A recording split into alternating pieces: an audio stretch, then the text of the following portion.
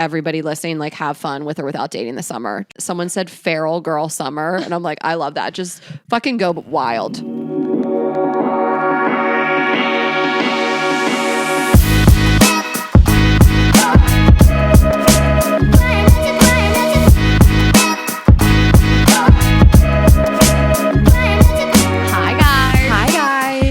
Back to another episode of Girls Gotta Eat. Full studio. It's done. Yes. We're in here. This is the most beautiful studio I've ever seen. Did you cry? I love it so much. Like, nothing looks better than this. Yeah, I know. We really did it. We really did it. And our very hot Task Rabbit did it with us.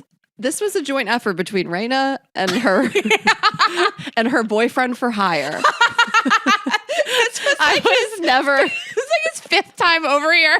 No. My friend the other day was like, do you guys just like hang out? You guys are in a full-blown relationship. Okay, the funniest thing was we were just fucked up, tired in the Delta Lounge the other day. And he said you talked to him about Vanderpump for 30 minutes. And I go, 30? Seems light for you. Oh, you are insulting me about the show. My favorite show. I got my Daryl sweatshirt on today. Wait, I didn't even notice. Thank you. I'm telling you no. Send it to Daryl. I explained send it to Daryl to Ashley yesterday. It took 3 days. Well, I texted you, can you explain, send it to Daryl to me, and you just do it in person. You blue balled past. All I had to do, I just had to do our Boston show. I was a little busy.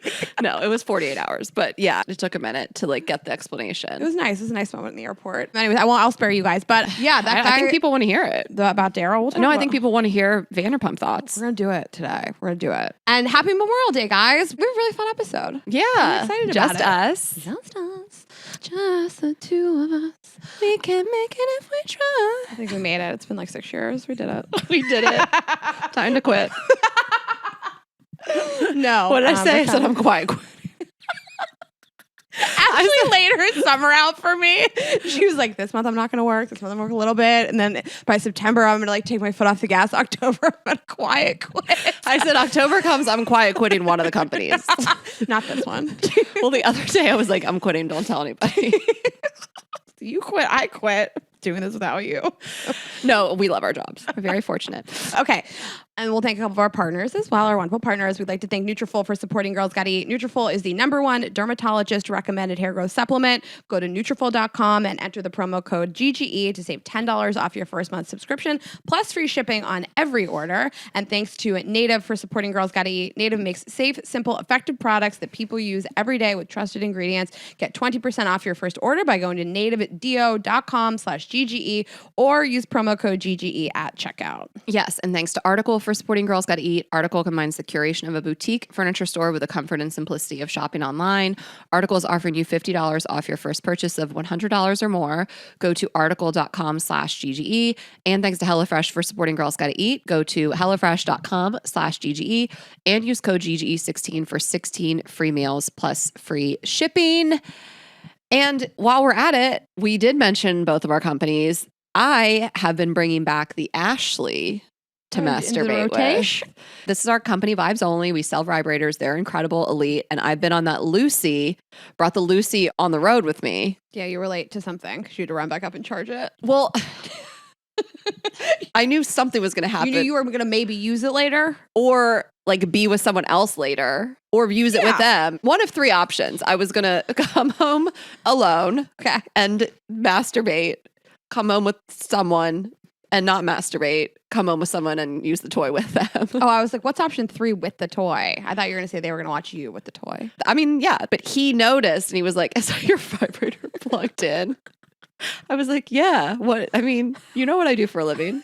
Yeah, it's super normal to me. But anyway, so I'd been on this Lucy kick and now I went back to the Ashley. And the Ashley, I just forget, like sometimes if I haven't used it in a while, like we designed it to really like cover so much surface area of your pussy and it's just full body orgasm. Like if you've just been using something that's like a little smaller, which I love the Lucy too, but then you go back to it, you're like, oh shit.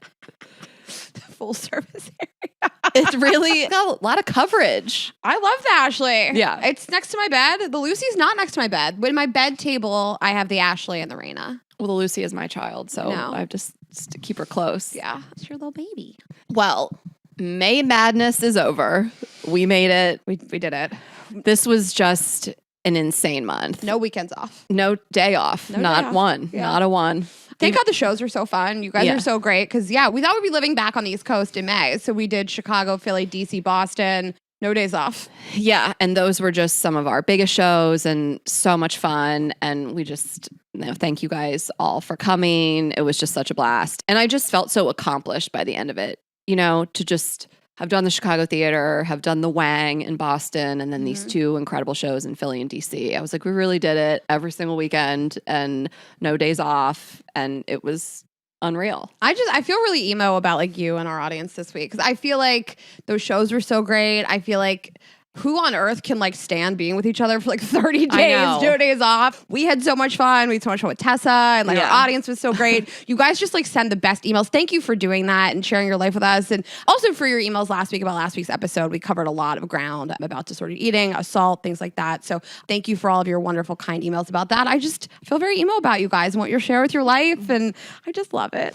I will say, I want to clear something up. Because we have been in the same city as Taylor Swift a couple times, Philly and Boston, and maybe even more than that. Within the week, yeah. And she's going to be in Ohio at the same time as us or a week before. And we announced our tour first. She copied us. And I'm sick of this. Girls Gotta Eat's following Taylor Swift. No, we announced our tour on October 22nd. She announced hers on November 1st. I have the receipts. So looks like Taylor Swift is following Girls Gotta Eat. Everybody's following us. Yeah. I'm totally kidding. And we both love Taylor Swift. Listen, I know that we're like minuscule compared to these huge artists, but it's kind of cool to look back and tell our kids that we'll never have one day that mommy toured the same time as Taylor Swift and Beyonce. Truly. And that people came to our show instead of hers. Like 2023, spring, summer, is this time in our lives where Taylor Swift and Beyonce are on these massive tours, and they're two of the most iconic performers of all time, my favorites, and we're touring too. It's cool. Just blessed. Yeah. It just feels really nice. It feels nice. I feel emo about the whole month. Yeah. I'm excited. And I'm excited to just be back in LA for a little bit. We got like a couple weeks here. We're so blessed. I'm going to go pick up my car tomorrow, which I'm really excited about. Do you want to talk about it? Yeah, for like 3 seconds. I got a Jeep Grand Cherokee Summit and I love it. It's beautiful. And I wanted an SUV and I really love it. And I think it's just really fun and cool. Most comfortable interior. I'm so excited. It's beautiful. I'm excited to drive you around in it. It's a big deal in my life. I've never purchased a car. Yeah. I had a Chevy Cavalier that my dad and I think co-owned. What color was it? Was it teal? It was silver. Okay. It was a 2-door silver car. I think my dad and I both signed off on, but I totaled it pretty quickly thereafter. Oh, okay. Then I never got a car again. So this is my first car that I've bought as an adult in my late 30s, and I'm excited about it. Well, so congrats. It's a big accomplishment. So I can't wait to see it. Can I run through a few highlights from the tour? Oh, yeah. Okay, a few highlights, a few thank yous, crazy stuff. So Philly was one of my favorite shows of all time. And I love them all, mostly. But Philly, of course, that's feels like a hometown show for me, being from Delaware. And it was my favorite Philly show. It was one of my favorite shows of all time. It was perfect start to finish. Nothing went even the slightest bit wrong. Everything flowed perfectly. The audience was incredible. It was my absolute favorite. And I'm so glad that happened in Philly. Me too. We had the 76ers drumline, right in the middle of their series at the time of the show. They were playing the Celtics and we had the drumline between games, which was just so incredible. They were so good. And we had this hilarious guy. His Instagram is Sayburm, Sayburm. And he came into this funny thing. He does this in Philly accent and these very funny videos. And he came up and did a little segment with us. We loved him.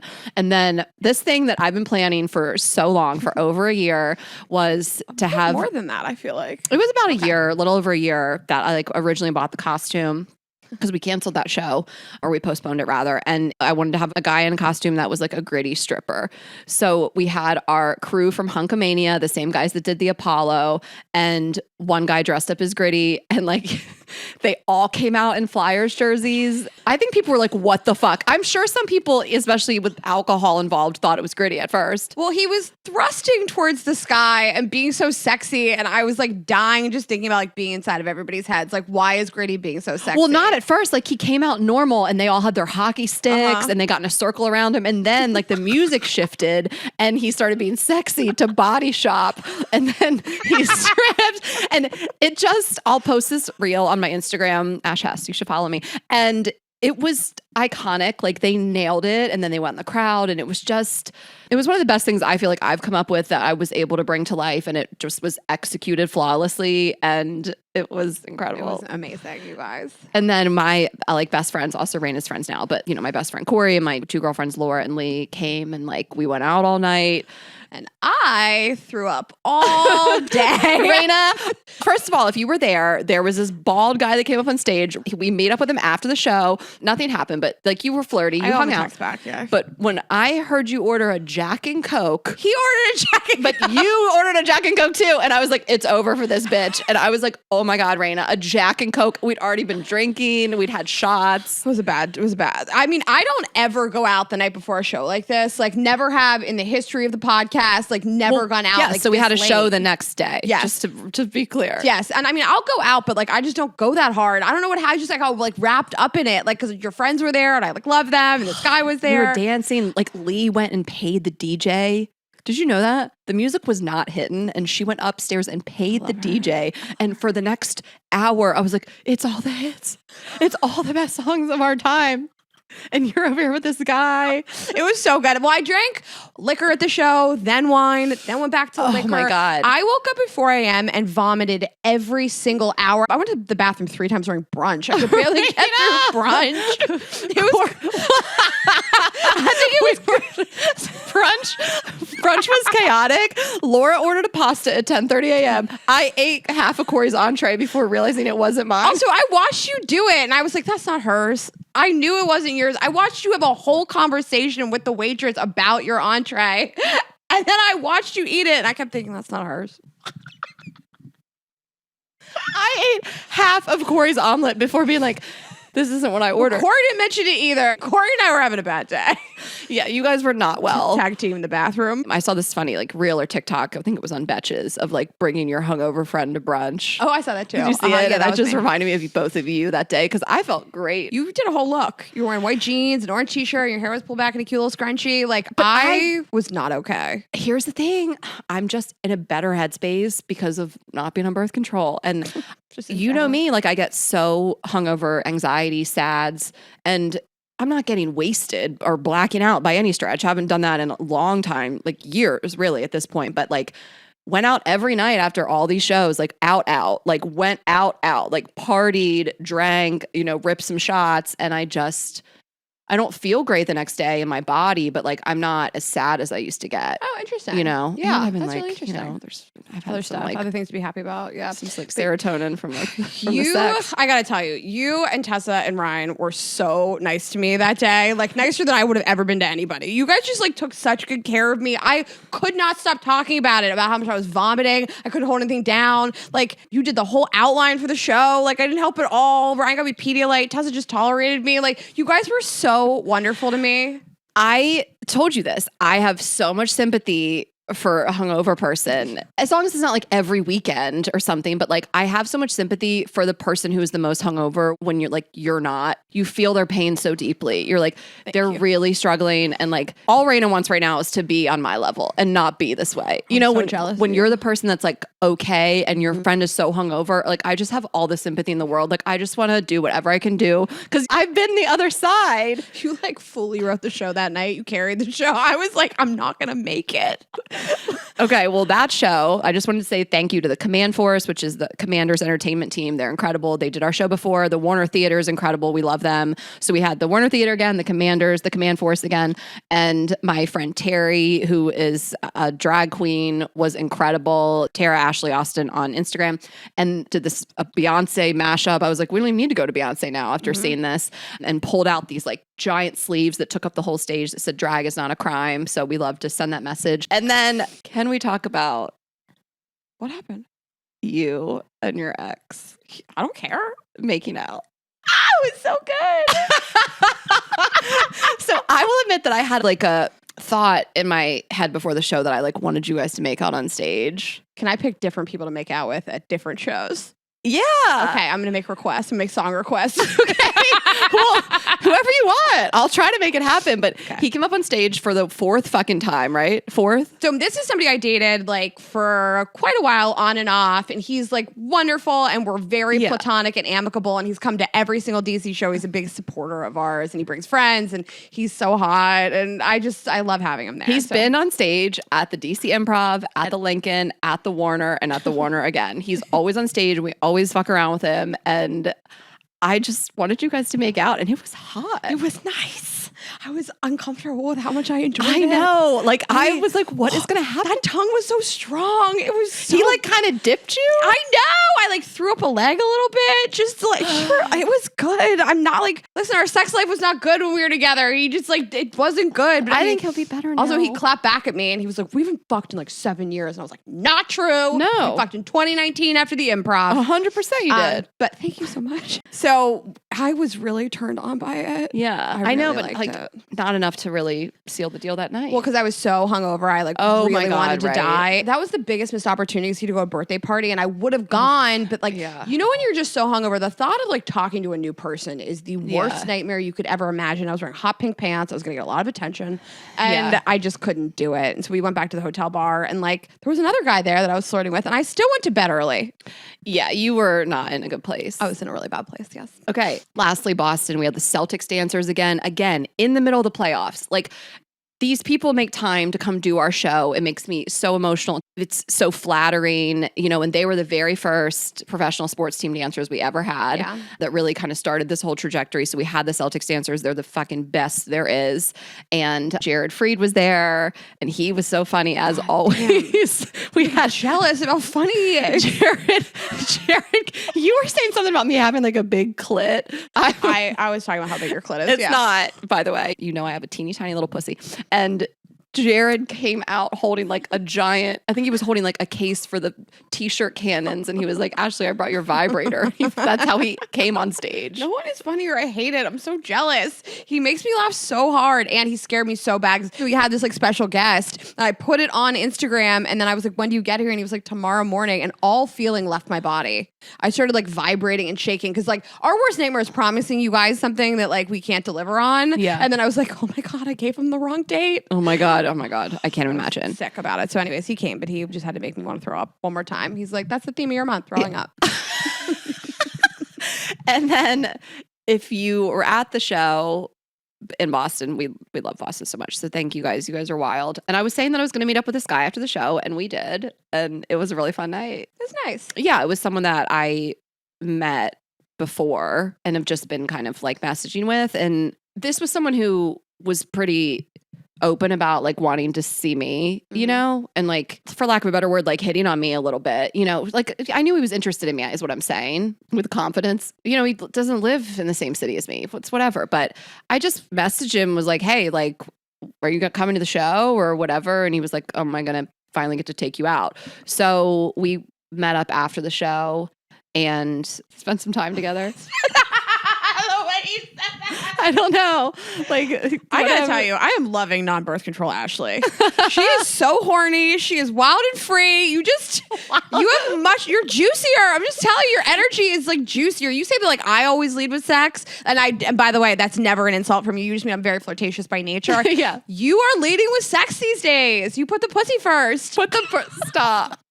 So yeah, we had like a fun night, and I definitely plan on seeing him again when it's convenient. I love a long distance relationship. Can't get enough of it. I'm not getting into a long distance relationship, but I prefer it for our relationship too. I'm still the priority, and they don't live here. Yeah. Oh, for nice you. For me. Yeah. So it just felt nice. It was a nice night. It was a good way to end that show in Boston, and so just a little tea for the listeners. But it was just, it was a crazy month. The fact that we went on every single night, saw so many friends, family, exes, and just had all these performers, and everybody wants to be a part of the show. So I just really want to thank everyone who came out and everyone who participated and made these shows like so magical. And we'll see our Ohio snackheads in a couple weeks. And then obviously we'll be off for the summer, and we'll start it all back up again in the fall. And we just can't stress enough that these shows keep getting like wilder and crazier, and nothing compares. And I say that with full confidence. It's nothing else that you could possibly compare to Girls Gotta Eat could compare to Girls Gotta Eat. I just can't. I guess Taylor Swift and Beyonce. but you're not going to laugh. You want to stand outside in the rain all night? You're not going to be shocked. Shocked. Like, Rayna and I are shocked. Every show, people are like, did you guys plant this? Never. Like, there was a show within 5 minutes. We had two beefy guys from the front 2 rows arm wrestle on stage. People didn't believe us that it wasn't planted. We couldn't plant these people if we tried. They came up and arm wrestled. We did a spanking tutorial. This guy could not find my butt. His wingspan was way too wide. And then Ashley had explained to him how to spank me. Ashley spanked me. It was pretty nice. So it's great. I mean, you guys have made our dreams come true, you know? Like, these shows are wild and crazy because of you. We don't plan any of this. It's because you guys are so fun. So, thank you so much. Yeah. We just love you guys so much. And then between Philly and DC were the same weekend. Then between those and Boston, I just stayed on the East Coast and was with my family. And I got to see my mom on Mother's Day and my dad, of course, and Matt and Steph, and stayed with them and was just with my nephew Jay the whole week. And nothing is more special. And he is truly the love of my life. I miss him so much. Like, I feel it in my heart of just how much I miss him. He's like the perfect baby and he's so cute and he just doesn't cry and he laughs all the time and he's just a total icon. But just being with him, I mean, I really do truly feel, and Matt and Steph can reiterate this, that he and I have a really special bond and he just loves being around me and he smiles every time he sees me. And I just love holding him and playing with him and not changing diapers. And I'm not doing that, but everything else, I just love him so much. And it was just so special to be there for the week and also like live my best life, ride bikes, go to yoga, do all the things. Every time I saw him on your Instagram story, I was like, oh, he's just like, so cute. I mean, people are like, how is that baby so cute? And then everyone says he looks like me. Like, so many DMs and comments on my picture of us on Instagram just saying he looks like me. I think she looks like Stephanie. So what does that say? Stephanie and I look alike a little bit. I said it before. My brother has great taste. No, it just, yeah, he looks a little bit like me. He looks a little bit like Steph. He kind of does look like Matt as a baby. Mm-hmm. Well, he's gorgeous. I get so excited when I see him on your stories. I love He's him. just, I love it so much. I love being an aunt so much. My dad said to me the other day, joy. my dad was like, I feel like your brother and Adriana are like due for a baby soon. I was like, I fucking hope so. I'm not part of the culture at all. Oh my God. Well, I think So you can happy. move back and like get on this. No. We'll see them in London. Hopefully she'll be pregnant by then. At least we're doing something. She's like, start fucking already. You're like, what are you doing, Arlen? Are you pulling out? Lame. They just had their, how long have you and I been together? Almost 6 years. They just had their They just had their 6-year wedding anniversary. Oh, right. I always think about them, and I was talking to Tess about this earlier, because we're going to talk about breakups today and like just some really terrible, hurtful behavior. And like sometimes I just get in my head like, oh my God, is everybody like this? And then I just like remember they're not. A lot of our friends have really amazing marriages. My brother has an amazing marriage. I love to see his like partnership with his wife and how obsessed they are with each other. And I mean, I really was thinking when I read these emails today, like, oh, some people act so terrible, but like some people don't. And some people are really wonderful, and there are people out there that will love you and respect you. So they are hard to find. I'm not going to sugarcoat it. It gets worse every day. And I want to be real about it. I'm trying to give this like uplifting moment, and you're like, but don't be uplifted. It's terrible. They're out there. They're needles in a haystack. You know what I want to find in LA is a date that I can go on where somebody doesn't talk to me about meditating. I am at a 100% success rate or failure rate of every person tries to sell me on meditating. I'm fine. I don't need to do it. Okay, I don't need to disassociate from what is going on in my life.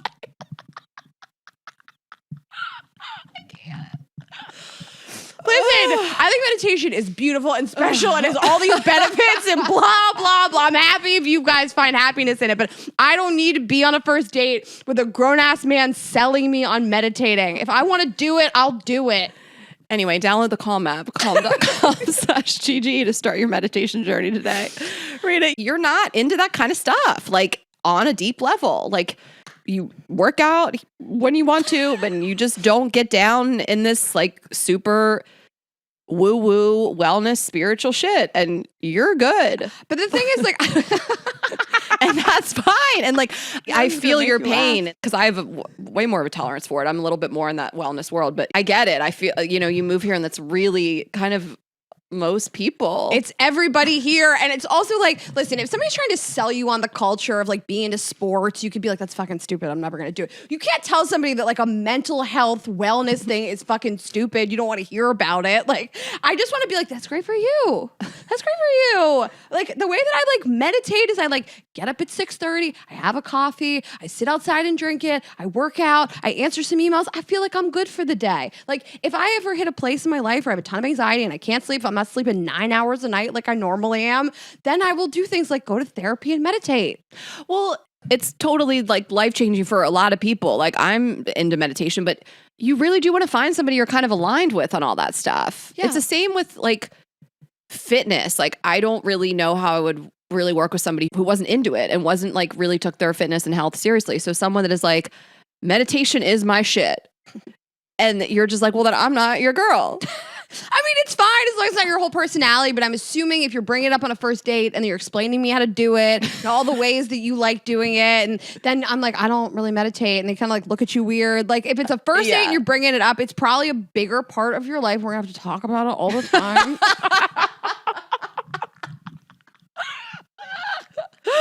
I feel like I'm insulting every person that meditates. It's really foreshadowing that this bitch is moving back to New York. This is what's going to get you. I support anything that makes anybody feel good. If you want to stand on your head and eat Cheez-Its at 6 a.m. and that's how you feel good, then great. It's really funny because I feel like if guys in New York are talking about like their wellness journey and their meditation journey, they're full of shit and they're just trying to fuck you. Yeah, big time. In LA, that's really their truth. Yeah. Yeah, this guy was like, I have this loft. I like to go up there and read and meditate in the morning. I was like, I don't think we're going to work out. Here I'm making fun of people for reading and meditating, and that's great. I'm happy for them. I don't want to talk about it on every date. We're allowed to share our truth on this podcast. Yeah, it's our show. I don't need to talk about it on every date is what I'm saying. Okay, so I'm narrowing down my pool to like 3 people. So I need like a specific age range. I need like specific interests. And I think I also need people that they've migrated here from New York City. So there's like 3 people left in the world for me. Who's not like a total asshole. Right, who's single. Well, listen, I'm going to talk about like a matchmaker date I had after the break, but I have thoughts on like certain type of guys who you're super attracted to and they're like super masculine and all this. And then they're just like the worst. Mm-hmm. Yeah. Like, there's those too. It's all bad.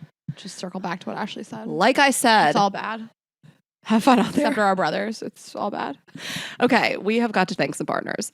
I am going to tell you guys about Article. Okay, this is our Memorial Day episode. Summer is coming up. What better time to create or improve your perfect outdoor space and really make the most of it. So really the best part about summer is getting to do all your favorite indoor things outside. So, oh my gosh, I didn't even tell you this. Kate, they set up a TV outside. I saw it and I was like, you are literally living the greatest life of all so time. they have this like great patio set up. I think they have some Article stuff out there and then they have this TV. So yeah, you eat outside, watch movies, you fall asleep.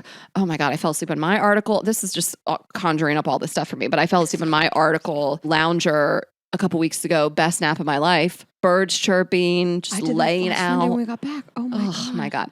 Everything is better al fresco. So they have a curated catalog of outdoor furniture. We love everything they make. They really are so elite when it comes to really everything that they sell, but we especially love their outdoor stuff and it's super relevant right now. So flexible range of styles. You can do more with the space you've got. And I do have the long like lounge chair and it's just like a white and gray and it really fits my outdoor space perfectly. And my old patio in New York, I had like 2 really great chairs and I had dining chairs and accessories, pillows, even all the things. So we really love it. They have a curated assortment of mid-century modern, coastal, industrial, Scandinavian, and boho designs. And what we've said before is if you really go on their site and see how they've styled things, it can really inspire you and give you ideas. And then even on Instagram. So they link people's Instagram who have tagged Article and shown different pieces. So you can get inspo from them too. And it's totally affordable. They've cut out the middleman to be able to offer really great prices, quite honestly, when it comes to their quality. And you're just, again, going to get style, quality, and great prices, fast, affordable shipping across the US and Canada.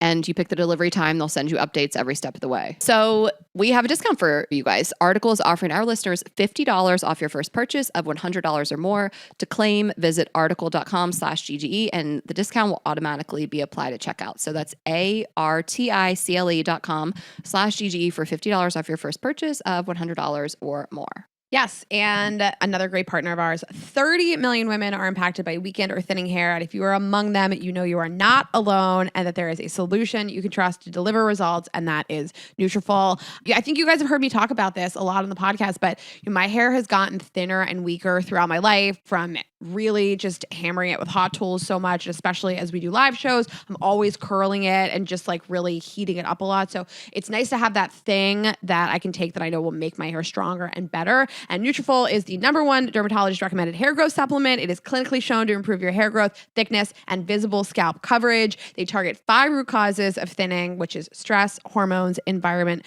nutrition, and metabolism through whole body health.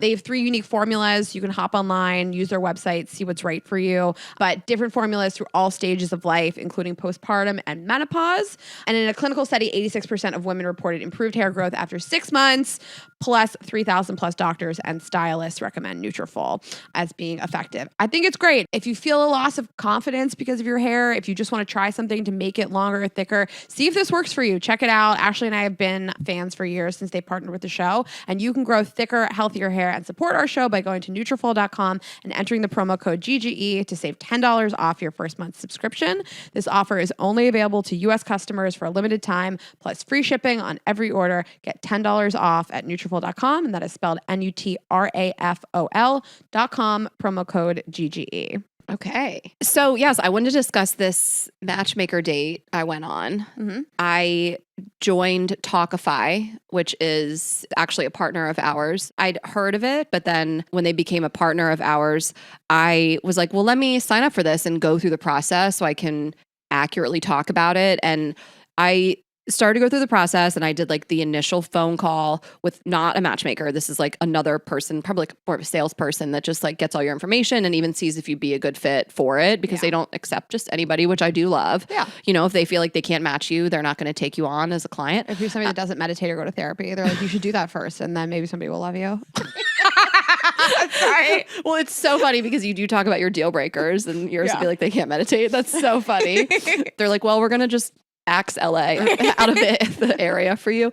So this initial call, we were in Miami. This was like earlier in the year. And I just had this like 30-minute phone call with this woman, and I really enjoyed it. And she was just telling me more about it and kind of the caliber of people that are on it and the amount of people in their database. It's so large, and they really, the whole country, and they just do really great things. And I loved talking about what I was looking for, and the thought that someone else is just doing the work for you and they're vetting these people based on all these things that you want and don't want is attractive to me. So, a little bit of time went by, and I did decide to join and got paired with a matchmaker, did another call with her, like a Zoom. So we were on like a 45-minute, hour long, maybe even Zoom. And again, more of talking about like what I'm looking for. And you share like deal breakers. So for me, as like someone that doesn't want kids or doesn't want more kids, like I'm not having kids basically. So that someone that's like super religious is a thing. And I want someone that like aligns with me politically enough. And I talked about what I'm attracted to. And you even send photos of your exes and people that you're attracted to. So they get a vibe of like the look that you like too, which I'm super open, but just so they know, I like sent like 3 pictures of people I've dated. So she's like, okay, I get it. And I love my matchmaker. She's amazing. I just feel like she got me and like understood me. And so I did go on this date. I went on my first matchmaker date like a couple weeks ago now at this point, in between like one in Chicago and DC and Philly. And I will say that it is one of the most like nerve-wracking experiences you could have in dating, truly. Like when else would you do that? Like a true blind date where you have not seen a photo. They don't like send you photos or anything. You just kind of have to like trust them. No photo. Obviously, I haven't spoken to this person. Usually you're meeting someone you've texted maybe, or you've seen a picture of them. Like I know everything about them. Yeah. So they want to maintain their privacy, and they don't want people like stalking beforehand. So I didn't even get his first name until 2 hours before. So crazy. And then they tell you what he's going to be wearing. They share with him what I'm wearing, which is so funny that they text you, what are you wearing? And it's 2 hours before. I'm like, no idea, girl. Give me another 90 minutes. I've been asking you all week what you're going to wear. I didn't even know. So they're like, this is his name. This is what he's wearing. And I mean, listen, I'm a person that doesn't really get scared a lot because I do things like stand up and we perform and I don't have a lot of stage fright or like, I just don't scare easily. But even for me, I'm like, what is the average person going into these? They must be having panic attacks. Like, I mean, just because I'm a person that doesn't really, and I'm over here like having the jitters and like, this is a crazy situation. Well, it feels like the stakes are so high too, because also someone's like vetted this person. So it's like, this should be a really good match for me. Like, it's not just some dumb fucking Hinge dude. Like, it's just different. Yeah. And I will say that, listen, I was going to be a few minutes late, but I wasn't going to be like late. And I actually ended up being kind of late. Their traffic was just like insane. So I was like, I'm running behind. I walk into the bar. They tell you where to meet. Obviously, they pick a place. Walk into this like restaurant bar, very cool place in West Hollywood. And I immediately see this guy sitting alone at the bar. And my like heart sunk. I was like, no. Like just immediately, like just too old, unattractive. Like, how could this happen? You're immediately like turned off. And I started to panic a little because I was like, that's absolutely him. That's got to be him. He's a guy sitting alone at the bar. That's like in my head, I pictured he'd be at the bar. And I was like, I don't know what to do right now. I felt like a little panicky. So I just went straight to the hostess stand to like take a second. So I go to the hostess stand and I'm like, I have a reservation under the matchmaker's name. That's how they do it. And this other guy comes from like another part of the restaurant and like grabs me and like, hey, it's me. And I was like, oh my God, thank God. Like, and we just immediately started talking. And so I'll say a couple things about this guy. Perfect personality match. Like talked just for 3 hours straight. Didn't even have time to like take a breath to like order food for 90 minutes. Like really, I felt like I could be my true self in terms of like talking about my career and success even. Not that I'm like bragging, but just facts and just what we do for a living, and didn't have to downplay anything, and could tell him about my family and my friends. And I really enjoyed everything about him. He had so many things on like my long list, a guy that has like a motorcycle and a rescue dog and like all these different things and like close to his family, friends, all these things. So I really did like enjoy it, like fully, like really enjoyed the conversation. But ultimately I was unsure if I was attracted to him. And this isn't in a way that he's not attractive. It's just like, it takes me a minute sometimes to like figure out how I feel. I will say that I felt the same way with my ex, who I ended up being very much in love with. It just was like, I don't know. It's hard to tell. It's also going into like a crazy situation. It took me a minute to warm up. Like I take a minute to warm up to most people as it is. So I just couldn't tell, right? Like I was just unsure if I was attracted to him in that way. And I understand that can build over time and chemistry and yada, yada. So I'm super aware. And basically we ended the date, and afterwards they ask you for some feedback and if you'd be willing to go on a second date. And I said I would, and he said he would too. You share that with the matchmaker, and then they basically share your phone numbers with each other, which I'm sure if he really wanted my phone number, he just would have like asked me. I mean, I know you need to like respect the process. So whatever. I didn't hear from him, and I was a little bit surprised, like quite honestly. I mean, he knew I was like traveling for a while right after that, but I still know that that's an excuse. I think you're interested in someone, you reach out, especially a man that's like super confident, successful in his 40s, whatever. And I had a follow-up call with my matchmaker, and I told her, I was like, I feel unsure about him, like attraction wise. So it just makes me not want to like make the first move and reach out. And my fear was that she would be like, no, you should reach out. Just do it, shoot your shot. And she was like, totally like, I get it. And she was like, there's nothing worse than two people who are on the fence. And first of all, she couldn't believe he didn't reach out. She was like, really? She was like, he had such nice things to say about you. All the nice things, like thought you were attractive, funny. Like he loved all these things about you. She was like, I am really surprised, quite honestly, from the feedback we received about you. But she's like, I get it. And I told her, I was like, I just feel like if I had to reach out to him, it would turn me off more as being kind of unsure as it is. So if he reached out to me, I would go on a second date, but I just felt like I wasn't motivated enough to do it. And I loved that she backed me up on that and was like, okay, well, maybe he will. And maybe you'll feel like you want to go on a second date. But in the meantime, I'm looking for another person for you. And I've just been really pleased with this experience. And again, like I'm not getting paid to talk about this right now, like they purchased an ad on our show. But other than that, this is on me, and this is something that I voluntarily wanted to do and sign up for. And I just wanted to share it. I'm seeing some articles, I think maybe one in the cut of like matchmaking is back, like it's this thing. And I love it. I love that someone else is like doing the work for you and vetting people. And knowing what you want and finding people that have those qualities. I think about it all the time when people say like, I went on this first date and the spark wasn't there. And like, do you follow up with the person or not? And like, there's the added level of like, I think they should follow up with me. And I think you should ask me for my phone number. So like, even removing that, I just think my issue with Indian matchmaking, which I'm obsessed with that show. I love it so much. It's so wholesome. Was I thought that the feedback all the time was like, well, it's not always going to be such a hit after a first date. And you got to like accept that you're only going to get like 70% of what you want from somebody. And I just feel like if there's no spark on a first date and you don't walk away, you said to me, I haven't thought about this in a couple days. And to me, I was like, okay, that to me is like, there's no spark. You had fun. You like talking to him, but like you didn't think about it for a few days. I know. I think you're right. Like I've had a lot of dates. I've hooked up with some people. Like I know when someone like lingers on my mind a little. And I just was like, I haven't thought about this guy. Like, I feel like that was like a fever dream. Like, did that happen? Like, did I vibe with someone this hard, but I'm not sure if I am attracted to them? Like, it was weird, honestly. And my gut feeling was like, I will go out with him if he contacts me, and I just don't want to do it. Yeah, I don't want to force it. And especially, like you said, that guy didn't get your phone number. He would have if he wanted to. I mean, my feeling was that maybe he was trying to respect the process. But like, he's an adult man. He would have gotten your number if he wanted. And maybe he was like, I'll get it from the matchmaker or whatever. But I don't know. If I go home and I'm not marinating on this all night, thinking about this, the last like 2 dates I went on, I got home and I just didn't really think about it. I didn't care if I heard from them the next day. Like, it just didn't sit with me like, oh my gosh, am I going to hear from them? And it's not because I was so busy. I just didn't care. I know. It's a weird thing. It's a weird thing to like have that type of conversation and back and forth and then be like, I don't know if I like him like that. Like, I mean, the guy that I was just hanging out with in Boston, like he's not on my mind constantly, but we're also messaging and we're texting and communicating. But I'm kind of like, I wonder what he's up to. I'm thinking a little bit about it. Yeah, I know. It's so really I don't weird. think he's the guy for me, but I was like, you guys nailed it on this personality on paper. Like, wow. And so I had such a warm, nice, supported feeling from my matchmaker after the whole thing. I'm glad you validated it. I actually thought you were going to tell me that she was going to be like, you need to give people more of a chance. And all this stuff was really good because all this stuff really was good. It sounded like he was respectful. You had a lot in common. Like, it sounded like a really good date. It was. But also, I know exactly how you feel because I went out with this guy, like a week and a half ago, 2 weeks ago, and like nonstop 4 hours, just talk. We laughed. I was like, that's the best person I ever met. And I don't feel like I want to fuck him.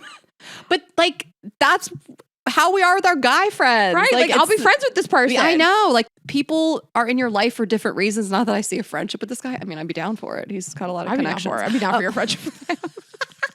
But, you know, it's like Francis. Like, I mean, the moment I met him, I was like, oh my gosh, like this person is going to be in my life. I don't connect with people like this all the time. We talked all night. We shut the place down. And that's my friend. You know, that happens. Those relationships happen. I'd rather be alone than force it. And it's so interesting though, when you like really connect with somebody and you're like, there's so much to talk about, but I don't need to like fuck you and prolong this. But then I'm like, if he was so sure about me and like being more assertive, like that would turn me on a little. Yeah, of course. So if this guy was reaching out and being like, yo, I had the best time, like we got to go out again, I'd be like, okay. I'm feeling a little tingle. I'm attracted to your attraction in me. You know how I am. Yeah, but I like that too. Like, doesn't it make you feel so sexy when somebody's just like, I can't stop thinking about this person. I want to like see you again. When's the next plan? You're so funny. Here's this joke. Like, well, I think about like my ex who I just mentioned, and he just didn't let up. Wore you down. I mean, we obviously had such a connection from minute one, but like, again, was a little unsure, but he kept that moving. Yeah, listen, men like to wear you down, and I'm here for it. I'm just saying, like, if I don't wake up being like, I gotta see this person again, I'm not being like, I gotta see somebody for the sake of seeing somebody. Yeah, and if it's there a little bit, it can grow. But if you feel like it's really not there, because she said that to me too. She was like, I love that you understand that like not everything is chemistry, spark, attraction, moment one. Totally. Like it can build over time. But she was like, I really agree with you on this.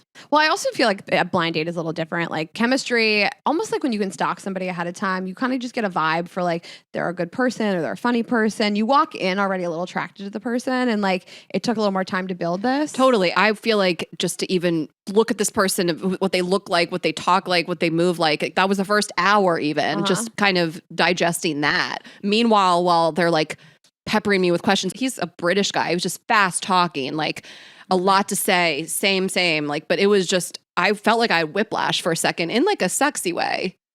But do you feel like he was overcompensating? I do that sometimes because if I'm like, there's a silence in the conversation, I have to ask more questions. not really. I mean, I think he came in hot. He came in real hot where I really had barely gotten my bearings. And he was like, so how long you lived here? What do you do? You know? And again, I wasn't annoyed. I was like into it, but I felt like in that moment was like, okay, get your energy up. It's going to be a long night. Get your energy. But anyway, guys, at this point, I really can tell you that I support Talkify, and there's different levels of things, and you can sign up for really like on the cheap and like just be in the database as someone who can be matched. And then obviously it's pricier to have your matchmaker dedicated to you and all that, but check it out. Okay, we're just going to take a quick break and we will pick it right back up. I am telling you about HelloFresh. So as we speak, I made my HelloFresh dinner last night, and I have the leftovers in Rayna's fridge, which is because I always roll in with food. Rayna always jokes that I like eat a dinner while I'm here. So I made the spicy Peruvian chicken with loaded cauliflower rice, pickled jalapeno, and creamy salsa verde. Oh my God, that sounds like a dream. It was so good. It was so easy. And then also my menu this week, I have the one pan trattoria tortellini bake. And okay, one of the lunches I've been loving, and I had it for dinner the other night, but it's the falafel power bowls. They're 15 minutes. The falafel is so good and it's so hearty. And again, that's one of their lunches, but like I'll just do it for dinner too when it comes to this pita, and everything's like super fresh.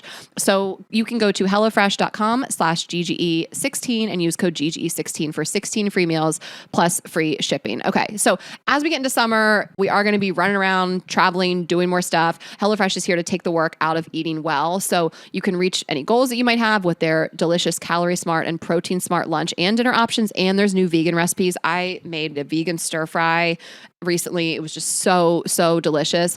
You can get farm to table quality with every HelloFresh box. We're obsessed. I mean, at Matt's, we went out to dinner 3 nights, and then 2 nights I ate at his house, both HelloFresh meals. I didn't even ask you if you guys made any HelloFresh while you were there. 2 HelloFreshes. They did these beef flautas that were unreal. Love a flauta. And then we did a ground turkey pasta. It was like so delicious. Yeah. So once they got that HelloFresh delivery, I was like, we're set for the week.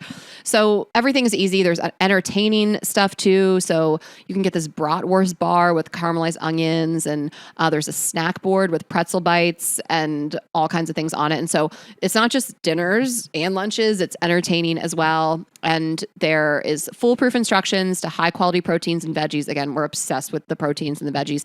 Everything's super easy. Again, you're going to get this recipe card. It's going to have like easy to follow instructions, and you can make meals. And honestly, some of the lunches and the quick meals, like 10, 15 minutes up to, you know, stuff that obviously takes longer. I usually do like a 25 to 30 minute meal, and it is cheaper too and more convenient than grocery shopping. You can also swap proteins and sides to make a recipe just how you like it. Like if you didn't want rice, you want a cauliflower rice, or you didn't want ground beef, you could do ground turkey, or, you know, shrimp and different things like that. So we love it. Everything about it. Such a great thing to do for summer and all year. You can go to hellofresh.com/GG16 and use code GG16 for 16 free meals plus free shipping. Yes. And finally, it is that time of year. It's summer. We're sitting outside. We're getting more sun. We're laying out. We're tanning. But you have to think about your skin, you guys. And I am very particular about the sunscreen I use. And I'm loving Native. I put it on my face. I put it on my body. And sit outside. Get some rays. Native's quickly absorbing, ultra sheer, hydrating, and lightweight sunscreen formula offers broad spectrum SPF 30 protection from UVA and UVB rays. Native sunscreen is made with a 20% active zinc oxide formula that is dermatologist tested and sustainable for sensitive skin. All of their sunscreen is made with oils derived from plants that seal in skin moisture and is vegan and cruelty free. I really do love the way it feels on my skin. And then there's some scents that you guys can try. So there's the coconut and pineapple rosé, and my favorite, the sweet peach and nectar for your face and your body. What's your fave? Coconut and pineapple? Obviously. And if you guys aren't feeling a scent, they have an unscented option, but we do love the scents. And I feel protected. I feel like I walk away from the sun feeling like I've done something nice for my skin. It's light. It's easy to use.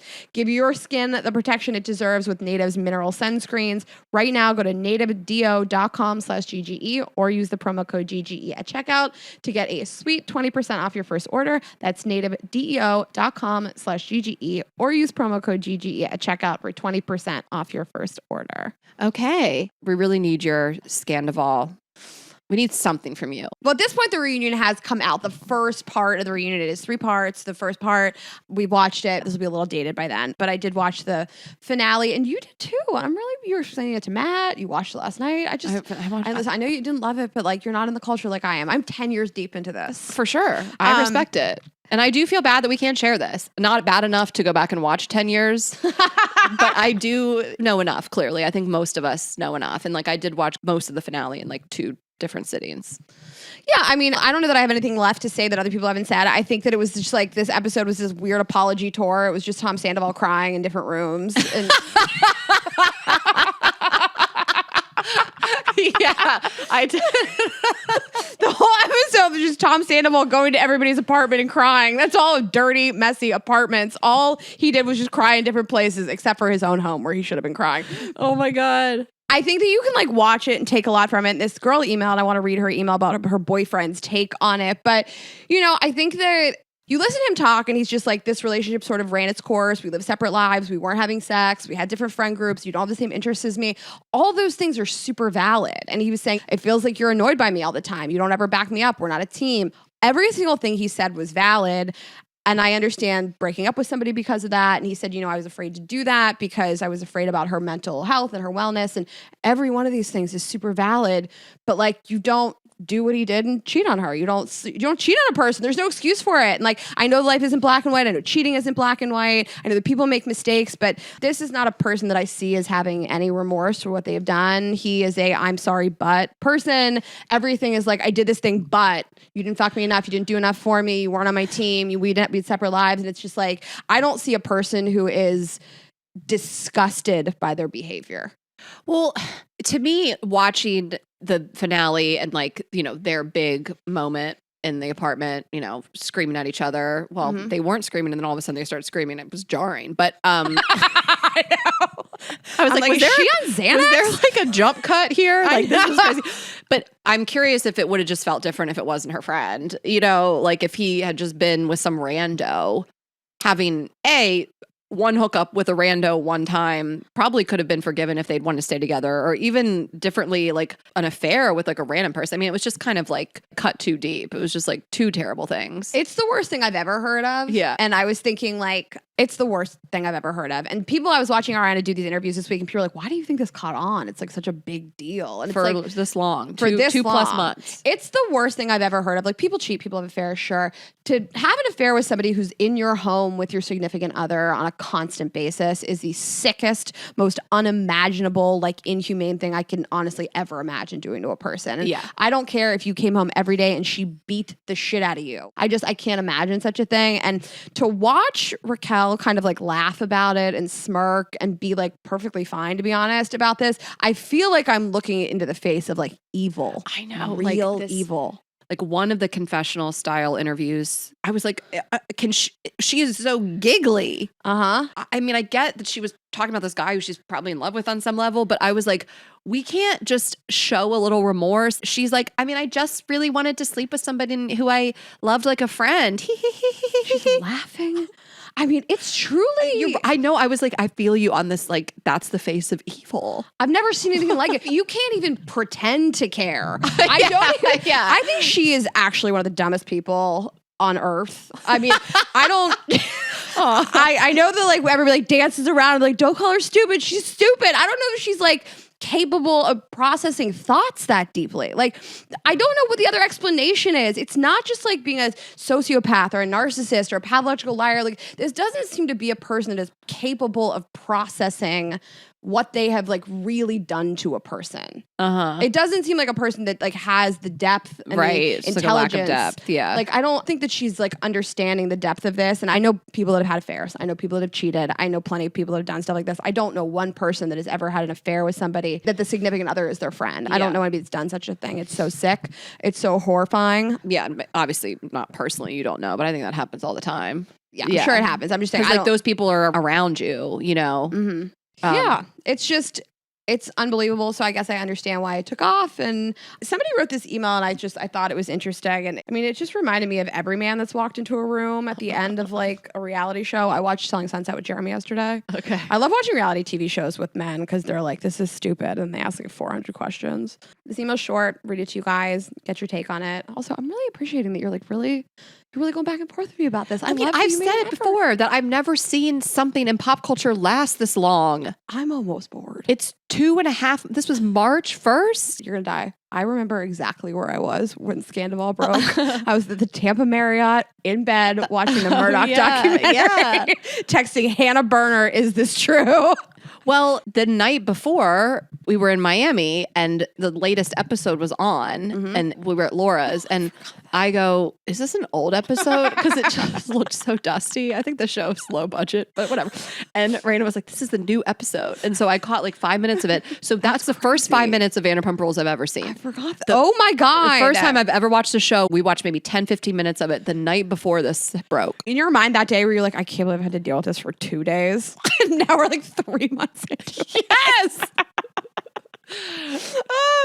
So this email came in and this girl said, I went over to my best friend's house to watch the Vanderpump Rules finale last week. Her husband made her pause the show and rewind so he could hear what Ariana was saying. Then proceeded to go on about all the things Ariana did wrong, how they never had sex, how she wasn't listening to Tom, and then went on about how Tom did everything right. He tried to sit down and have a conversation. As someone who's been cheated on, I found this very triggering. What do you think? And is this a red flag? I mean, to me, this is somebody who walked into a room and got 5 minutes of information and just like doesn't understand. I don't know how you could ever hear that somebody had an affair with someone's best friend and back them up at all. Like all the things he felt, like I said, are totally normal and I completely understand them. And you break up with somebody and you move on with your life. Like Sheena said, you know, you just let people pick up the pieces for you. To me, this is just like a guy that walked into a room and got 5 minutes of information. Yeah. If you say to the person, like, here's some more texture, and they still say, I think she did everything wrong. Yeah, I think that's weird victim blaming. And I think that like all these dumb little things that Tom Sandoval used to justify his behavior was gross and childish and weird and unfair. Yeah. I mean, I have a friend whose husband and, you know, father of their one child have an insane affair on her. And like just the amount of lies and hiding things over a significant, you know, months of time was like shocking to me. I mean, she told me earlier this year, we went to dinner and I couldn't even stomach it, you know, and same stuff, you know, but whatever. I don't need to get into the weeds about this, but just, you know, of course he had excuses. Of course he had,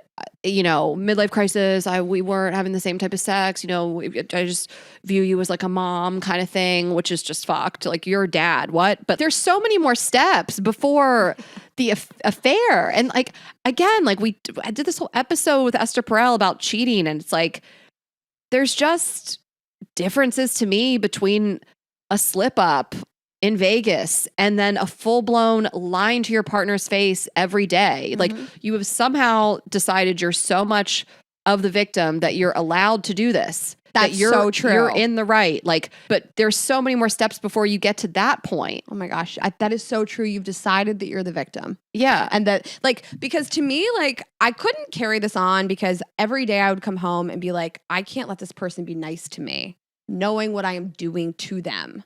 Yeah. Whether they knew the person I was having an affair with or not, I would know that every day I was lying to your face and, well, you're cooking me dinner, you're standing up for me in front of other people, you're like being my ride or die. And I'm just like lying to you and manipulating you. And when you find out, it will ruin your life. It will shake your ability to ever trust a person again, to ever feel safe and secure in a relationship ever again. I know it will ruin your life. And it doesn't matter because I just feel so bad about what we don't have sex enough. Well, and to like extrapolate on it further, you have so much resentment towards your partner that you feel justified in cheating. So how did we get here without a conversation? You know, like, again, there are different circumstances. There are certainly like, well, I tried all that. I tried to tell my partner. I tried to go to therapy. They said they were going to commit suicide if I broke up with them. Okay. But if all those things haven't happened, I'm not saying that you need to go through a checklist of all these things, but like if cheating is the first thing you do, you haven't brought it up until all of a sudden you're having an affair. I can't wrap my head around it. I think there's so many more steps before you really get to like wrecking someone's life that loves you and cares about you and decided to be committed to you. Like, I understand building up resentment where you feel entitled to do shitty stuff. I think we've all been there. I think we've all been resentful and mad at our partner and we do shitty stuff. I'm not saying I've cheated, but to get to the point where you are fucking their friend is like a high level of deep down hatred, contempt. So how did we get here? This took a while. It's so interesting. You're so right. I'm like, listen, I think with them, there's this. I don't know what I'm talking about also with them. You really do know. You do know what you're talking about. I think I'm just only with them. There's this added layer of like, they're on a show together. Their incomes are based on each other and based on being together on the show. And,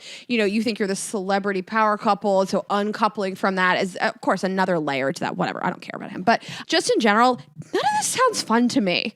So you're still in this shitty relationship where you hate this person and you have to lie all the time. Right. And you can't just be open about what you're doing. Like, I can't just exit this thing I hate and go be in something I enjoy. Yeah. Like, this sounds like making your life worse, not better.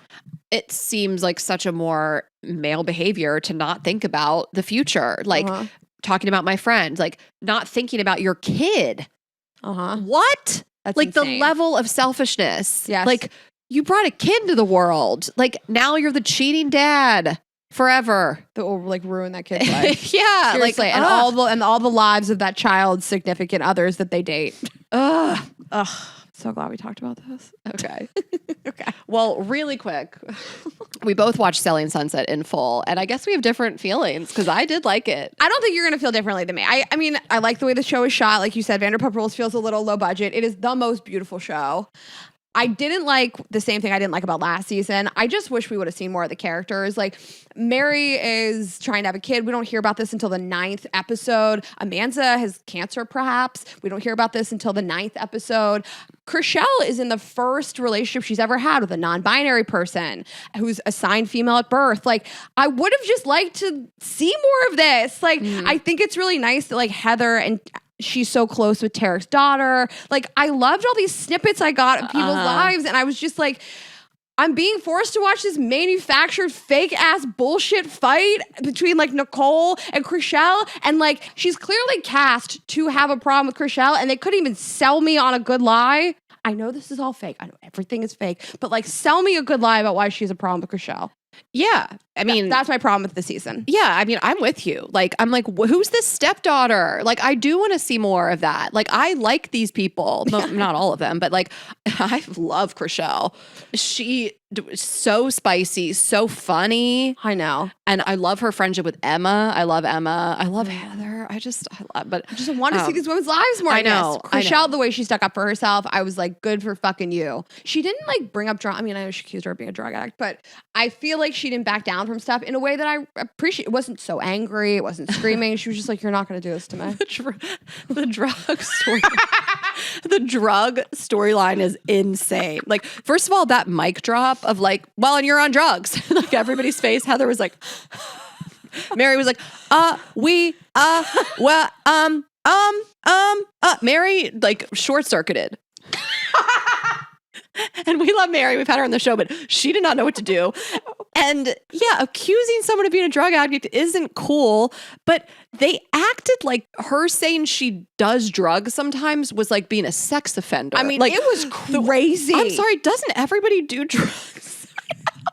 Like, how do you think they fit into those outfits, you guys? Like, listen, not that I've done a lot, but I would never again do any sort of party drug just because of like fentanyl. Those days are over. I did it like twice. But, you know, everybody we know is doing mushrooms. Like, I just don't, like, the drugs accusation was so crazy to me because Am I in the wrong here? Like, no, because I will say it seemed like she accused her of being a sex offender, like a pedophile. People acted like this is so crazy. You could destroy somebody's reputation. But Chrishell, she invalidated her own argument because she was like, I have seen her smoke weed and take mushrooms and drink alcohol. I don't know what's in that cocktail. I'm like, alcohol's not drugs, Chrishell. Let's back it up. And then mushrooms, half this country microdoses on mushrooms for just the mental health of it. And then weed? Well, Michelle, that was hysterical. but then like it became very clear that people were doing coke at Mary's bachelorette. I know. Mary was like, and it's disrespectful to me. I'm like, what? You guys did some lines at the bachelorette. I can feel it. And then Amanda's like, I have kids. You can't bring this up. This is detrimental. Like, yeah, well, you were all doing coke at a bachelorette. Are you even at a bachelorette if there isn't coke? Listen, we don't know for sure, and we don't want to make accusations because apparently accusing people of doing drugs is like a cardinal sin. Okay, but when she went and got that, nothing was funnier when she got the drug test. Like when she handed it with that read it and weep energy, I lost my shit. Jeremy and I look at each other and we go, you can't get results from a drug test back in 2 hours. And she's like, I was just out for the day. And then Chriselle was like, is it going to be reported to a third party? Or are they just going to email her the results? It's so good. I will not ever get over that drug storyline. That was insane. It's the funniest thing I've ever seen. When she said they're just going to email her the results. Because when she's like, here you go. I was like, there's no results on that piece of paper. She's like, I went and did it. And it wasn't like a mic drop moment. Everybody was like, why are you so bothered by this? If somebody accused me of being on drugs, you think I'm going to waste 3 hours of my vacation to get a drug test? I'd be like, ooh, you got me. I mean, I will say, I always said that I would like the show without Christine. I don't think we need her. And I enjoyed this season. I'm with you. I just want to see more of these people. But that's just how I am in general because I don't really get off on like all the drama. Like I like seeing their friendships and seeing what they have going on in their lives. Like I genuinely, after 5 seasons, like these characters and want to see what they're doing in their lives. So I like the personal storylines better too. Like we didn't see enough of Amanda and just different things, but the fashion is out of control. They've gone too far. They've crossed the line. There's too many gloves. They are dressed for the Met Gala at an open house at 2 p.m. Thank you. I'm so glad that you brought this up. I have some photos. We'll show them in the YouTube. Like it's fun to watch and honestly at this point make fun of because it's so insane. It's so insane. Listen, they've gone too far. I don't even know how they're eating because half of them are in gloves, shirts that go directly into the glove. Pants that are boots. This is just like a restaurant in West Hollywood. They're out to dinner. Chelsea looks like she's going to a slutty prom. But that doesn't even bother me as much as like the open house gowns. I'm sorry. That was a penthouse open house in a condo building on Hollywood Boulevard. Gowns. There's under titty. There's side titty. That was the most shocking thing I've ever seen. It was like they were all going to a wedding. It was a very slutty wedding. Well, and I posted this on my story last night that after I finished season 6, it rolled right into season 1, episode 1. So the fucking pilot. And I'm like, what in the Banana Republic are these outfits? Heather's just wearing like slacks and a sweater. Like Mary's in like a sheath dress from Ann Taylor Loft. Like, I mean, I get it. You start like, you make more money and you see yourself on TV and you make a bunch of changes. Like whatever, we've changed our looks. But it's insane to wear that into the office. Chelsea is the top. Like, yeah, Chelsea's the top. Wildest stuff I've ever seen in public. Like, I wouldn't even wear this stuff to a live show. Her shirt was a hard shell. She wore that like the diesel belt you can't sit in. Yeah, that diesel belt. Like they came out and said this wasn't ever made to wear off the runway, and she was like, "I'll wear it." And she was like, "I don't know. I'll lay down like a Barbie doll that's right? not bent at the waist." She was like, but also I was like, "Bitch, then how'd you get here? What was the vehicle?" She walked. she rode the bus standing. Manhattan Beach. From Manhattan Beach. I mean, I still love the show. I'm totally with you. I mean, the drama is beyond manufactured. Like, I saw this meme that was like me trying to figure out what Nicole's beef was, and it was the red string and all the like. Your stories last night were very funny. It's Always Sunny. Yeah, it's super memeable. And again, though, I feel great that we had a season that I liked without Christine. And I'm just like, I love Chriselle, and she carried the season on her back. And I think like the other meme that I posted was like, it's this guy said his favorite part of the show is Jason's obsession with Aperol spritzes. He's literally just found out about him. This 46-year-old man or whatever who's traveled the world just found out about Aperol spritzes. I'm sorry. My crew has been drinking these for at least 5 to 8 years. That guy can't even reach the bar. Chriselle, like one of the funniest like mic drops of the season. She's like, I almost had a child with this man and he doesn't know what I drank. Well, no, Chriselle's, my favorite mic drop was when they were saying that Mary Lou like studied economics, and she was like, well, obviously she's good at economics. It's economically smart to date Jason. That is so funny. She just was on fire. Literally on fire. Also, she's my nominee for best dressed of the season. And she was not great dressed her first season. She was like a normal person. But like, I thought she struck the good balance this season of like really high, fun, over the top fashion that still seemed normal and appropriate for the place she was at. Like when they were in Palm Springs, she's the only bitch that showed up in jean shorts and a halter top and some sneakers. You're right. She is like the most reasonably dressed. But listen, like we can sit here and talk about how insane the fashion is, but I still like it. It's funny to me. It's funny to wear those to an open house. Yeah. Well, okay. Craziest dressed of the season is Amanza for me. Amanza. The stuff she showed up. She went to see a house in Manhattan Beach with a giant black visor hat and the biggest black dress I've ever seen, and also a saucer that looked like a frisbee around her neck. And she has a different hair every time, which I love it. I'm living for it. But she was just at like happy hour at some bar with the full like gloves, Kim Kardashian Met Gala style. The amount of gloves this season was egregious. I know. Oh, I also just want to go back to Chriselle. I just stand Chriselle. I love this thing that she said at the very end when she was talking to Mary, and she was like, your career will probably always be there. You can kind of always figure it out. Like she didn't say like you'll always have a career, because that's not really a accurate statement to make, but she was like, your relationship may not. And like, basically I can pick my career back up. Right now I really want to focus on this relationship, and those things are much like true love is harder to come by. And I just loved that. I loved it too. Like I really love the sentiment of like, my heart is not in this right now. I'm going to take a break and be with this person. I mean, again, this is just like a reality show, but their relationship is real. Oh yeah. And I've loved to see it. And it is so unexpected. And I really enjoyed it. Ashley, what if I said that to you? What if I was like, listen, our career will always be here. Oh, you can't say that. That doesn't apply. I was just imagining myself having this conversation with you and be way less happy. Well, we're also a partnership. Like it hits a little different than leaving the Oppenheim group, which is we'll run with may or may not be real. Bree as an addition this season, I don't know. I mean, she was cast to have drama with people. Yeah. Chelsea was told to have a problem with it. You know, I don't know. It's not for me to have people that are just cast just to have a problem with people. That's why I didn't like Christine. I think Christine is a horrible sociopath. I don't feel like that about Brie. I have no feelings about her as a human being. I started to like Brie. I liked her moments of like, I don't care if you don't agree with my life. It's none of your business. Get over it. Totally. Like I liked the way she spoke about it. She never really got riled up. I wonder like how much the producers are like, no, you have to double down on this. Do you think Chelsea's like, hey, I really don't care that much? And they're like, you have to care. Yes. And you have to double down. Like Nicole, actually, I can't stand Nicole. Like, again, we don't know how much these people are like playing a part. Her character, I couldn't stand. But do you think that producers are like, yeah, Nicole, no one really understands what the beef is, but you have to play into this? Like, who would sign up for that? Yes. Again, I would never sign up for it. I think that like some people, if they really are real estate agents, I think they're like, people are going to see me like looking great, selling homes. It's good for my business. I'm more famous than maybe somebody who's not well known. So maybe like I'll get some business from it. To me, Nicole specifically, this made her look terrible. At least Brie, this didn't make her look bad. She was just like, this is my life. If you don't want to do what I do, then don't do it. Brie came out looking no different than going in. I feel like Chelsea has a husband and 2 kids and a life, and she's the biggest like fake tits on the planet. It was insane.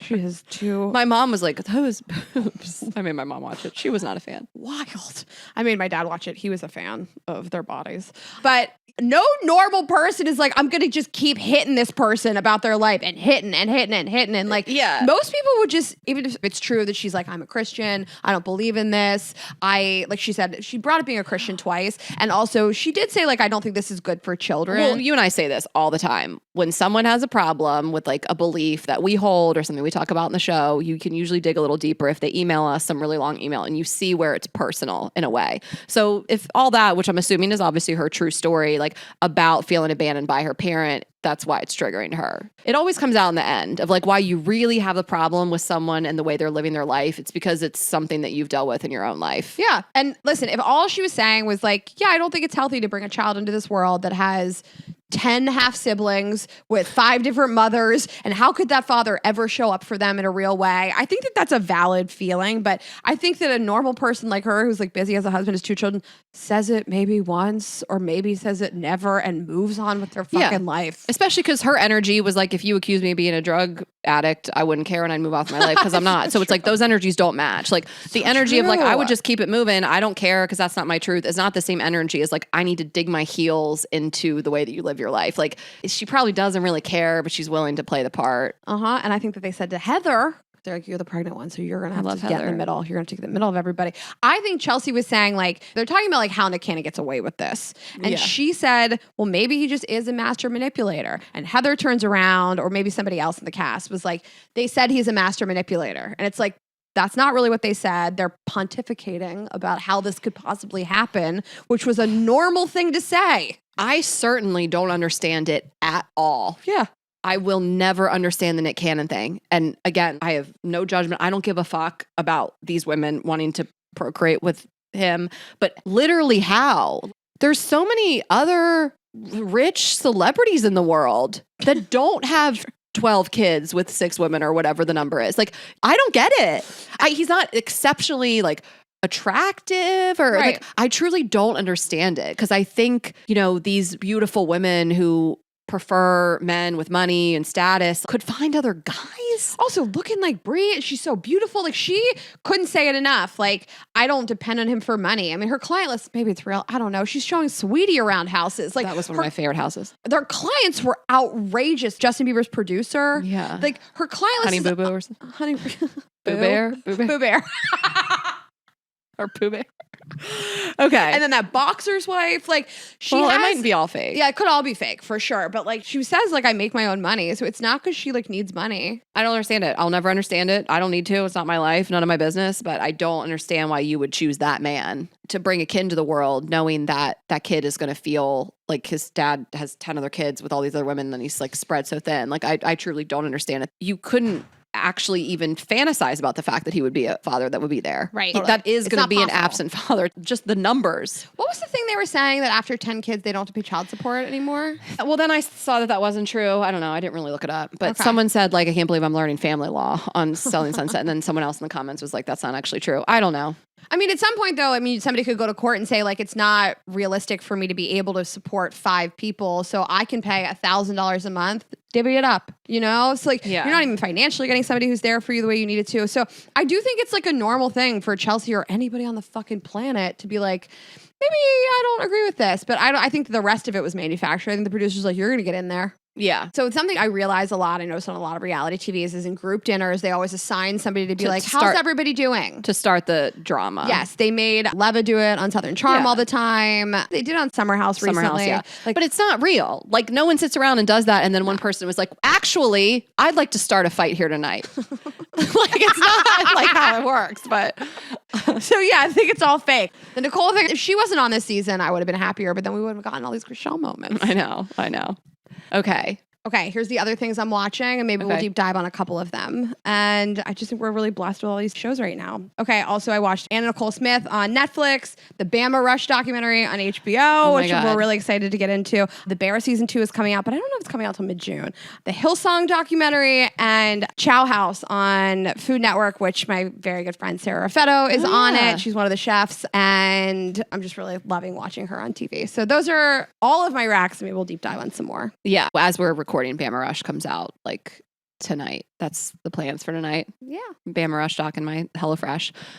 Okay, so again, this episode was just kind of us like shooting the shit. It's a holiday episode. It's Memorial Day weekend, but we're, unofficial start to summer. Mm-hmm.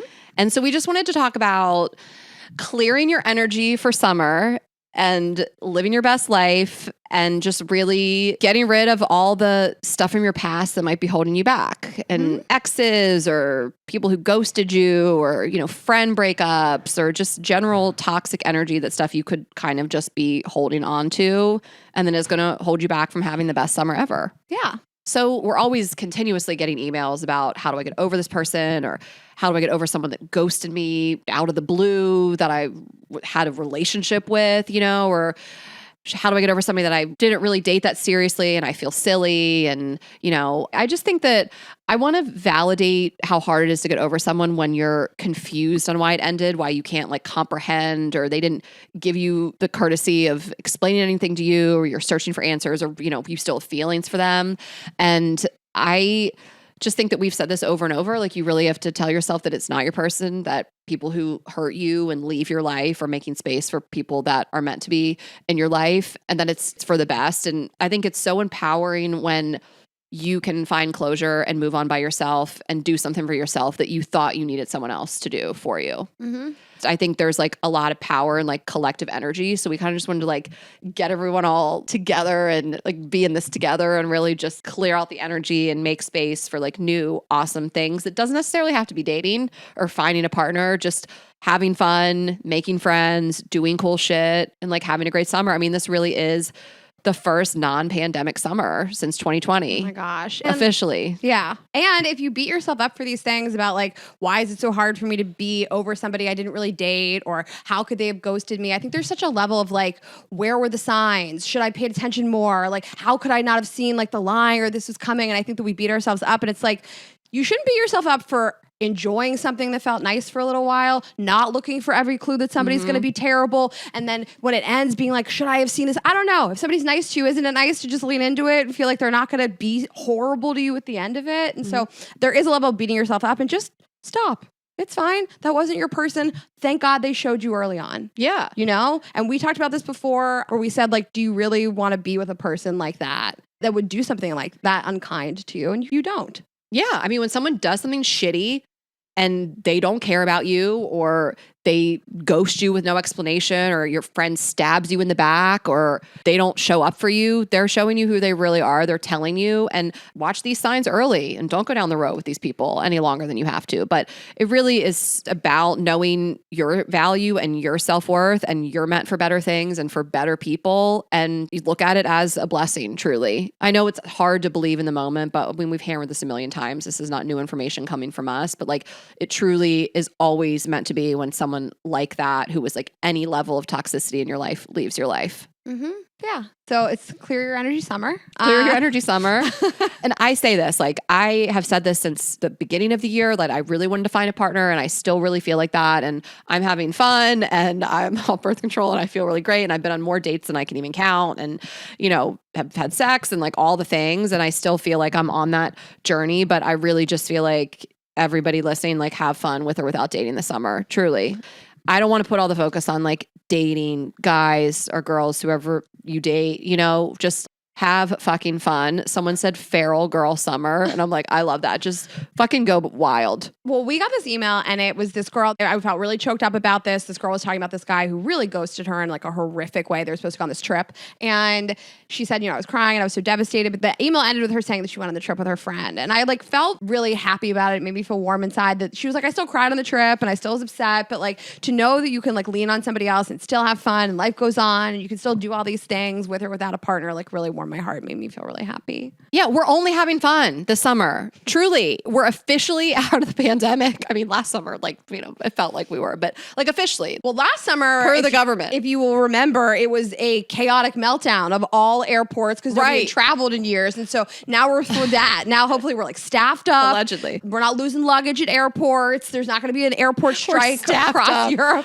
Right. Last summer was just like all the shit you wanted to do was super crowded because we'd been like locked up. And so I just think if dating's not fun for you, don't date. If it is fun for you, do date. If you're like, I don't want to sit down for dinner anymore or even drinks, I want to go mini golf, play pool, play games, only do that. Think if something is going to be fun and do it. And if it's not, don't. And I know you have to like work and stuff, and that sucks. Same with us. Quit your job. Quit your job. Yeah. No, I want to validate not everything's fun. Like, as someone who hoped that would be their truth, that's still not true. It's my truth. But just when it comes to like your extracurricular time in your dating life. Yeah. And your social life. Every part of your life. I love this energy. Okay. Well, we asked people what their goals were for the summer, and I found it really uplifting, and a really large range of what everybody said in terms of like not dating, finding a partner, not finding a partner. Can I just read you my favorite one? Yeah. I'm still a virgin, and I still want to have a threesome by the end of the summer. I mean, she is going full send. 0 to 60. 0 to 100. Oh my gosh. Yeah. I mean, again, like devote energy into dating. Foursome. To never use dating apps, only meet men in the streets. I want to play men like they play us. Okay. I love that toxic energy. Get eaten out by every guy I sleep with, meanwhile, not giving a single blowjob. And on the other end of that, make out and go down on more women. I love that. Stay single and a little bit sketchy, non-committal, big if I were a man energy. Fuck outside. Okay, lots about boats. Fuck on a boat and only date men who have boats. I respect that so hard. I love boats. All I care about is boats. Yeah. Literally go on a date. Go on so many dates, I don't need to buy groceries. Literally just one kiss would be great. Like, the bar is slow. I have a question. Can you explain this to me? Okay. As many DFMOs as possible. Dance floor makeouts. Wait, really? Is that just like a thing people know about? Tessa didn't know. Tessa? Or is that a millennial thing? I bet it is. Well, I mean, I don't know it and Tessa doesn't know it, but I respect the quickness with which you came out with that. Well, I just knew what it was. So go on fun dates.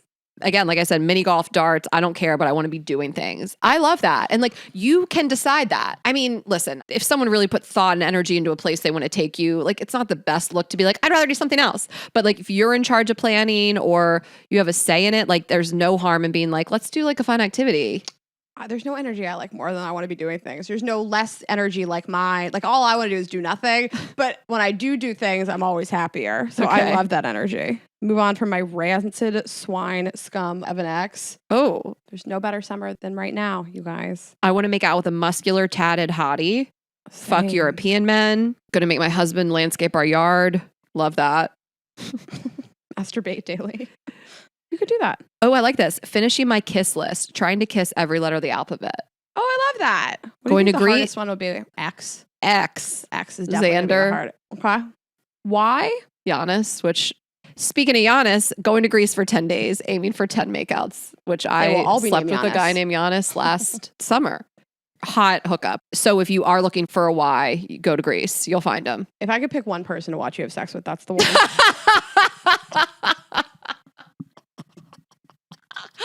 That's a great choice. We were in the Yeah, car. but I feel like Rayna, at one point, you'd be like, stop choking her. It was like in a headlock. And like, I didn't know him. Like, when we were out, I was like, Rayna, do you think it's okay that I be in the house alone with this guy? Like, he's a stranger. Like, he could just snap my neck. And you're like, I'm sure it'll be fine. But like, I feel like if you watched it, you'd be a little like, is he about to snap her neck? Wait, what did I ask you in the car? I asked you. What? I said, would you rather watch me have sex or watch me throw up today? It was when I was in the car. Yeah, what was it? I'd been throwing up all day, and I said, would you rather watch me throw up or have sex with somebody? I would rather watch you have sex with that guy than most things. I was so hot. You don't want to see that dick. It was pretty good. The full entire tatted body. Yeah. And the man bun. All right. Well, watch your friends have sex. Put that on your list. Yeah. Here's the thing.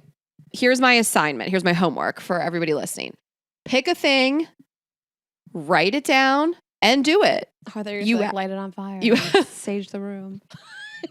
Meditate on it. We're LA people now.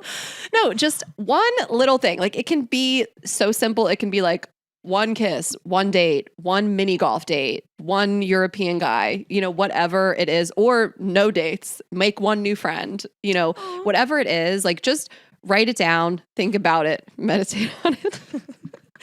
And make it happen. We have from now until, we're going to give you until Labor Day. So Memorial Day to Labor Day is the perfect goal span. And I will tell you, so Ooh, speaking okay. of like my brother's wedding 6 years ago, right before the wedding, I like couldn't afford the dress and I couldn't afford all the travel. And I said to myself, like, Memorial Day is coming up and I need to really make some goals this summer. And if like by the end of the summer, by Labor Day, if I'm not really figuring it out, then I will quit doing the food blog and I will like move on to some like marketing job or I'll go back into tech or whatever.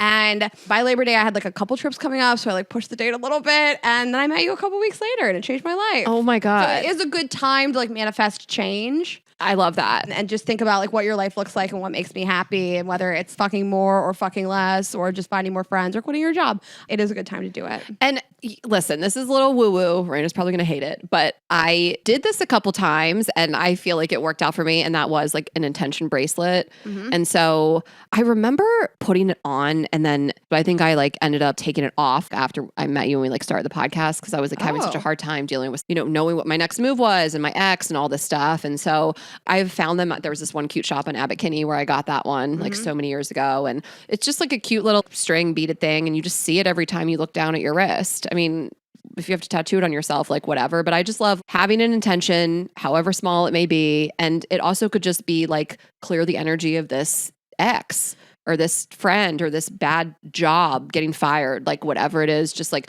clearing it out, making space for new, only positive things. Oh, I don't hate this. I like it. And I really believe in like you get the energy that you put out into the world. And I feel like you should do things with intentionality. And I think if you say to yourself, like, I want to get married by X date, then you date people that you would marry. You don't date people that are completely wildly wrong for you. So I believe in setting intentions. Okay. Well, have a good summer. We're so happy for you guys. Get out there and then we'll check back in with you guys. We'll do a question slide on Labor Day and we'll see what you've accomplished. Yes. Yeah, let us know. Like, I really want to hear the success stories. But I'm excited. We have a couple more shows left and then we have like a summer of travel. We have my birthday and your birthday and we're just going to hopefully go to Dewey and I'm just excited for the summer. Yeah. Yeah. Okay. Well, we hope you enjoyed this episode and you can find tour tickets and all of our episodes and a refresh on the website, new photos at girlsgottaeat.com. And you can follow us on Instagram and TikTok at Girls Gotta Eat Podcast. I am Ash Hess on social media. Rayna is Rayna.Greenberg. And of course, we have this incredible other company called Vibes Only. And if your intention is to masturbate more this summer, we got you. Or listen to erotic audio, get yourself off more. We got you on that too. So vibesonly.com and Vibes Only on Instagram. And of course, the app is in the App Store. And, share this with a friend. Share it with your crush. Make your intentions. And we'll see you next week. Have a good summer, guys. Bye. Have a good week.